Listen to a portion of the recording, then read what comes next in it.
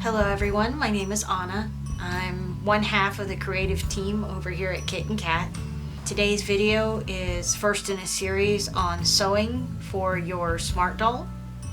It is geared toward new sewers or makers, and we are going to be doing the most simplified version of the project for this video, and hopefully some good hints and tips and tricks along the way. What we're going to start with today is going to be a paper bag waist bottom. It is available on our store at Kit and Cat Shop. When you download the pattern, you'll receive in your packet a couple of different files. One is going to be your written instructions, and the other PDF file is going to be your pattern pieces. The written instructions, go ahead and print those, keep those on hand. The pattern pieces, I recommend that you print page 1 of the 6 pages for this pattern first. Each page has a 1-inch line that is marked on the page for scale. You want to make sure that you print your pattern using 100% or actual size print setting. You don't want to use the shrink to page or fit to page, as it could make the actual pieces smaller. You can go ahead and just take your ruler, measure that 1-inch mark. As long as it's 1 inch or extremely close to, you're good to go. Go ahead and print the remainder of your pattern pieces. You'll want to go through with your instructions, and I suggest a highlighter pen, and just mark your choices on your pattern. Now, this pattern does have all 3 versions of the bottoms included: pants, 2 hem lengths shorts, and a pair of shorter shorts.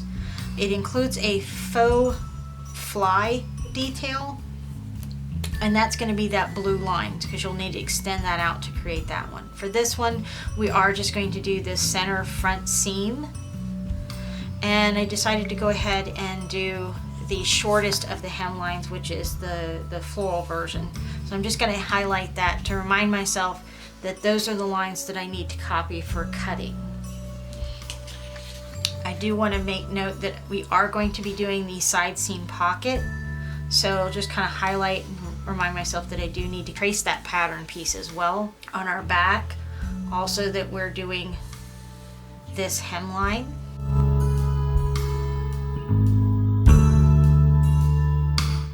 So we read our instructions, determined what pieces we need, and what markings that we need from the patterns on our pattern piece. The instructions are also written with details on the pattern itself.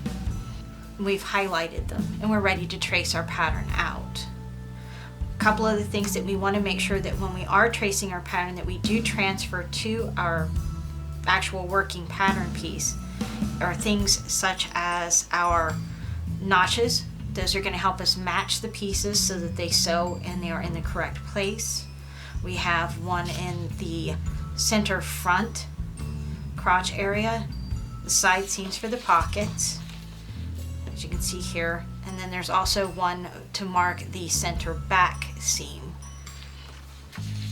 I went ahead and marked for myself where my fold lines are for the hems, especially for the waistline, our casing line, and our cut line for the plain center front seam for the version that we're working on, and also our grain line, and any points where we have to stop and start stitching, such as for the pocket where we turn around. The stop and start marks on the pattern are marked with a dotted line for your seam, and then you'll see a small dot or circle to indicate that that's where we want to drop our needle and then continue on with the rest of the seam. Then grain line will come into play when it comes time to pin our fabric. Make sure that we pin it in the correct direction, and I'll go over a little bit about what grain line is and how it affects the fit of the piece as well. Things that we'll need for tracing our patterns: you'll want a good permanent marking pen. I do not recommend gel pens or ballpoint pens, as they have a tendency to smudge and they take a good amount of time to dry on the tracing paper, so you may find that it'll transfer ink to your fabric. We don't want that. As far as pencils, if you don't want to use a pen, mechanical pencils work well. I find that the leads are hard and they will not smear. Regular number 2 pencil, soft lead pencil, I find that after I've worked with the pattern a few times, the marks will wear off and sometimes they can wear onto the fabric. I have a variety of pens here that are appropriate to use for pattern making. Microns are my favorites. I've had this particular pen for at least 10 years. They last a very long time. They usually come in a variety of colors, which are really good for making notations or marks on your patterns, as well as your original pattern pages. Store them flat and they'll last you a long time. You'll need tracing paper. Tracing paper comes in a variety of different options.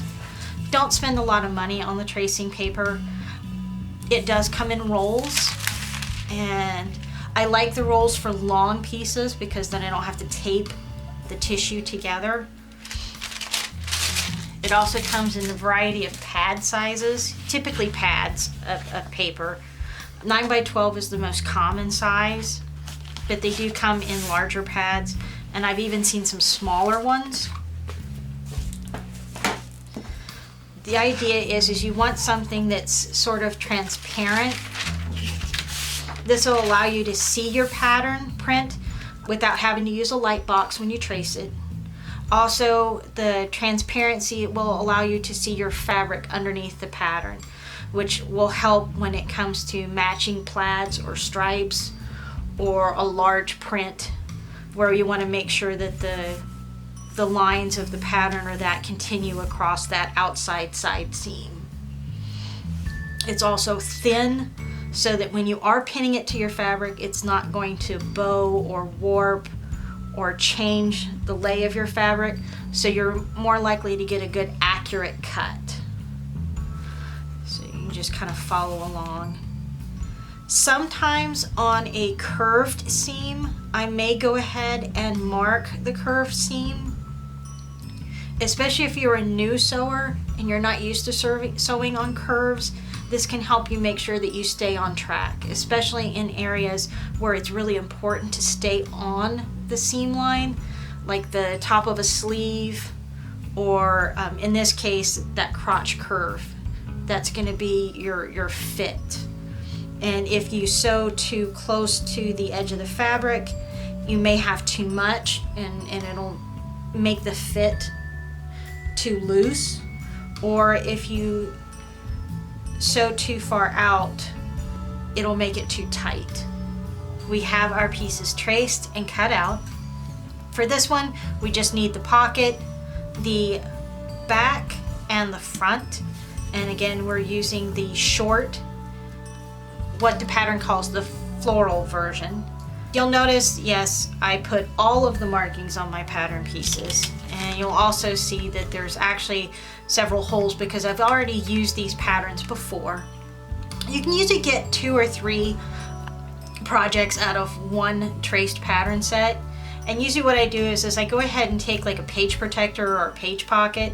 I'll put a copy of my instructions, my original pattern, as well as my pattern pieces inside, just to hold it together as a packet. So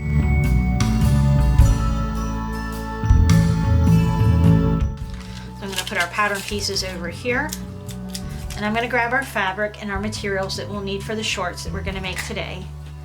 You're going to need fabric, elastic, and matching or coordinating thread. For this project, I recommend a polyester thread. I like the polyester threads because typically they will handle a hot iron well. They won't melt like some of the cheaper rayon threads.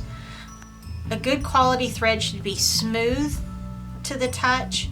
You shouldn't feel a lot of fuzz or burrs on the thread.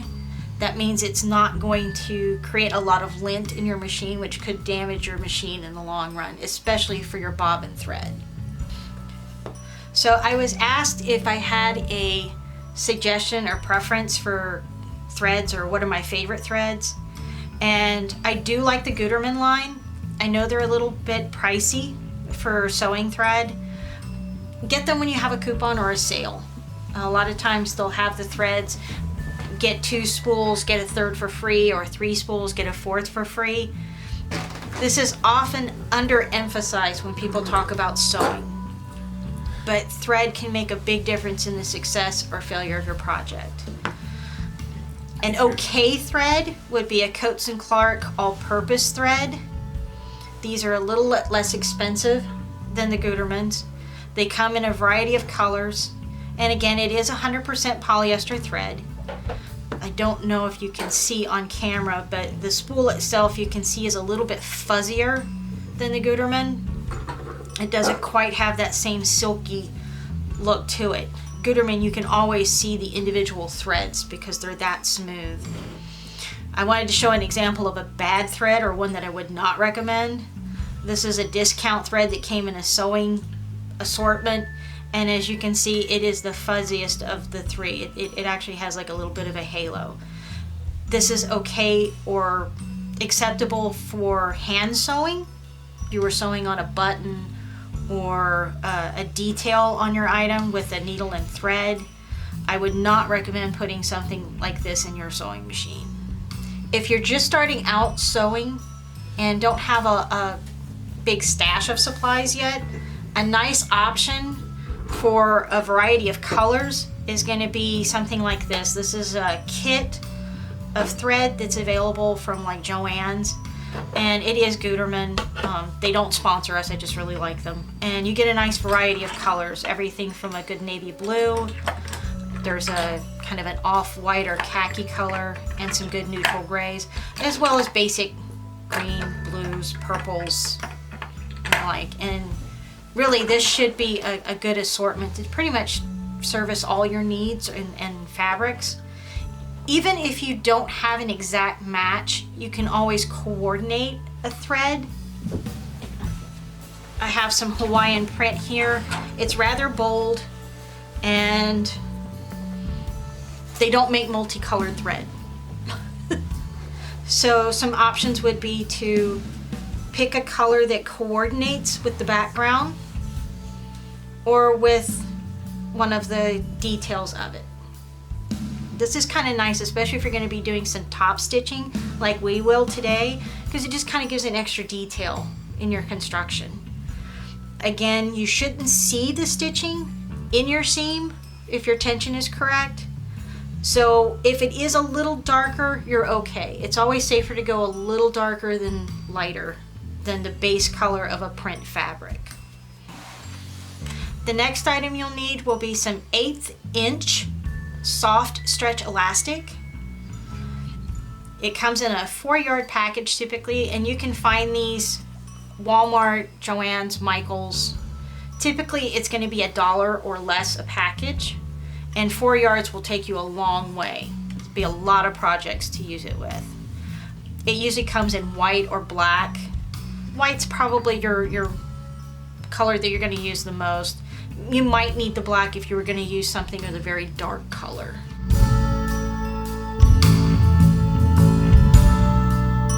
For today's project, I chose a quilt cotton or calico. It's a lightweight woven material that's very easy for beginning sewers because it's not slippery and it does hold a good fold or crisp edge. I chose an all-over pattern, so I don't have to worry about matching plaids or stripes or a large print. It has just kind of a random woven effect to it. I have approximately 1/3 of a yard, not quite 12 inches down the bolt. It is kind of a narrow fabric. It's about 36 inches across. For the shorts today, you'll need approximately 1/4 yard. You can also try 2 fat quarters or craft squares of fabric. Typically these are a 1/2 yard that's been cut, so you get 1 salvage edge and a rectangular piece of fabric.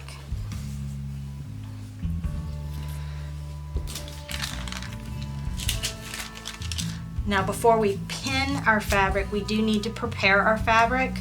If you are using something like a denim or a dark fabric, you definitely want to make sure that you pre-wash your fabric. In the case of some cottons, you want to make sure that you go ahead and wash and dry them because they can shrink, and you don't want to make your outfit and then later on have to wash it and then find it doesn't fit on your doll anymore. To do that, typically what I do is I'll just run a line of stitching across the cut edges of the fabric or a zigzag stitch, and then just run that in my washer and dryer just like you normally would. Once it comes out of the dryer, in the case of cottons, you've removed all of the sizing or starch that they put in the fabric when it's in the store on the bolt, so you may need to iron it flat again. Now, when it comes to placing our pattern pieces, we do want to pay attention to the direction of our print. Typically, I would place them so that the top of the front and the back is the same when it's placed on the fabric. I wouldn't place it so that this is the bottom and this is the top. Some prints may not look like they're directional, or they may not look like they have what's called a nap, and I can explain that later in another video about nap and sheen on fabric. But when you finish sewing, you'll notice that it doesn't quite look right, and you can tell a difference between one side and another, or one piece and another. We copied our grain lines, and this is important because whether you're sewing for a doll or a regular sewing, you want to make sure that you pay attention to your grain in the fabric. On a side seam with the pocket, we want to make sure that that seam is straight and doesn't stretch. So we want to make sure that that seam is on our grain. Typically, the grain on the fabric is going to run the long way on the bolt for the length of all of the fabric on the bolt. And those are going to be what's called our weft threads. These are the threads that are put on the loom so that they can make that long piece of fabric. They're usually very taut, and if I pull this, you'll see that there's no stretch or give. And that's important because we're making a side seam pocket, and we don't want any stretch that'll allow that pocket to kind of pull open or sag. Now for our pants, side to side, when they're moving, we want a little bit of give, but we still want it to hold its shape. So in that case, we want to make sure that side to side we're on what's called the cross grain of the fabric. And what that is that's our warp threads. That's the threads that they wove back and forth over and under to make the fabric. And that goes the width of the fabric. In fact, this one you can actually see those threads here. And if I pinch and pull apart, you'll see there's just a little bit of stretch, but not a lot. And trust me, this isn't a lot. I'll show you why in a second. So grain, stiff, cross grain, a little bit looser, a little bit more give. And we want that, especially across the backside of our pants. The other part we're going to talk about when we talk about grain is bias. Bias is when we go across our grain and our cross grain, or a 45-degree angle typically between our warp and weft threads. And that's going to have a lot of stretch and give. And this is important because when we have something like a pant or the underarm to our garment or our pockets, these curves are going to get a lot of stress on them. And we want to make sure that the fabric can kind of stretch to allow that ease. And if you notice, that curve pretty much at the apex is right on that 45-degree line. So when pattern makers make patterns, they will typically give you the grain line that shows you where the grain needs to go. When you match up that grain line, you'll see that our width is going across our cross grain, and that 45-degree apex of our curve is right on the bias. Now, the reason that's important, not all doll pattern makers mark the grain line. And I see a lot of times what happens is the person says, well, I cut out all the pattern pieces perfectly. I put them together exactly like the person told me to, but it doesn't look right. And that's typically because they've got it off, and when they sewed their straight seam on the side, the fabric stretched because it was on a bias.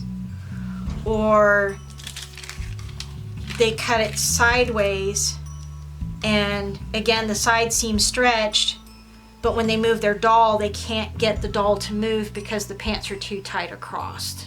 Or you end up with a pocket that's off and a hole pops on the stitches because there's not enough give in the fabric to hold that stress. If you've ever bought a cheap pair of pants and the back seam split open in the rear end, typically it's because, to save material, they did not cut it on the proper grain. So even if your patterns aren't marked, hopefully that's a tip that'll help you achieve a little bit more success for your doll clothes.